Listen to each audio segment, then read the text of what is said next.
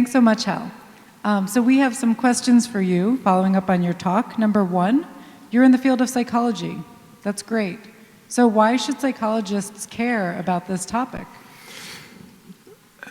My feeling about it is that what we see in our interactions with animals, not just dogs, but animals generally, is we see all the great themes in psychology. We see how people handle moral conflict. We see people at their best, heroes, and we see people at their worst. And then we see the paradoxes. So for example, we see the great moral paradox of bad people that do really good things to animals. For example, Adolf Hitler was a notorious animal lover and was a vegetarian and banned types of hunting and all that stuff. On the other hand, most of my original studies were on cockfighters who were good people but who did really bad things. And so to me, these are really big issues. It's the issue of mind and body. How is it that we have our taste buds that might like to eat animals, but yet we come to think that eating them is wrong? So to me, we see the best and worst in human nature and how our passions and emotions sort of play out in this sort of really magnified world. Yeah. Obviously, we've got a audience both here and around the world who really, really like dogs. Yeah.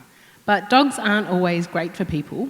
And we were just wondering if you could tell us a little bit more about your experiences with this, and perhaps also why people don't always like to hear this, that not everyone feels the same way about them as we do. Yeah, there's two questions here. I'm troubled by what I consider pushed by what Steve Zaleskowski has called the pet industrial complex, that everybody should have a pet and that they're really going to make you a healthier, happier person. And I can give an example where that's not always true. I was talking to a journalist one time, and she had just moved to New York City, and she was lonely. And so she had read some articles and had maybe written an article about how pets are good for people. So she went and got herself a dog, and she got herself a Weimaraner.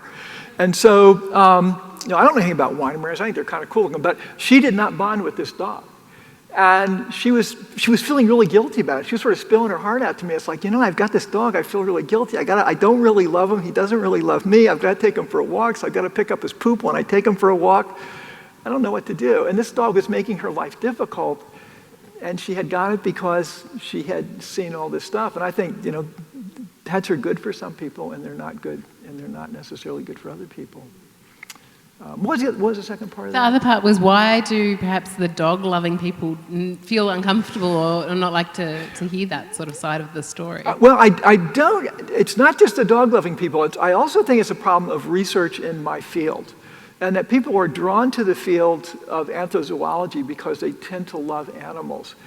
And I'm an animal lover too, I was too, but I think that can get in the way of doing research. I think if you're so passionate about your field, if you're so convinced that dogs are good for people, if you're so convinced that pet-assisted therapy works, your job becomes making it work rather than seeing what the reality of it is. And I think it's, people want to see what they want to see. People don't like it when I tell them that, dogs aren't always good for people. And so looking back on the work that you have done, what do you think is either the most critical, that had the most impact, or something that you found the most surprising? Because you've done some pretty nifty studies, to say the least. Well, it's interesting you asked that. Honestly, it was that damn graph, that Irish setter graph. It changed my whole worldview because I was a very traditional evolutionary psychologist. I really believed all this stuff about human nature and evolution and stuff like that. And when I tried to make sense of these rapid cultural changes I saw, it totally turned my head around. And the other thing is, I didn't have the mathematical skills to know what to do with this data, so I had to get some people to do the tough stuff. And I wound up getting these cultural anthropologists who were mathematically modeling cultural change. And they sort of convinced me that culture is incredibly important in terms of what human nature is. So, and then writing my book, I realized when I was doing research for that, I realized I was unprepared for the amount of cultural variation that I found in many aspects of human-animal interactions. Well, thank you so much.